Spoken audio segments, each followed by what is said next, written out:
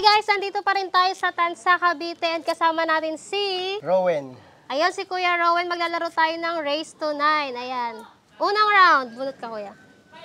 Game, sabay tayo magpakita ng card. 1, 2, 3, go! Si panalo? 6 ako Kuya. Okay lang, meron pa namang 4 na round. Second round. Game, 1, 2, 3, go! Dito ako. Wala si Kuya, may 1 point na siya. Meron pa tayong 3 round. Okay, go.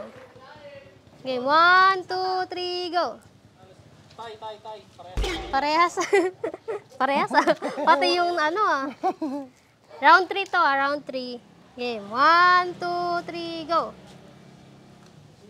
4, 3. Talo pa rin. Meron ka pang 2 round, Kuya. 1, 2, 3, go. Ito, panalo na.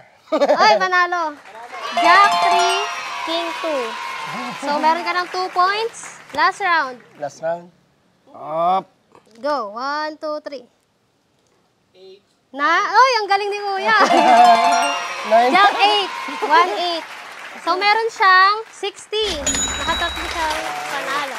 And, Kuya, baka may gusto kang i-shout out. Shout out sa mga taga Malabon sa Concepcion. Ayan, thank you Saka so much. maraming salamat sa Nona Sport. Thank you so much po.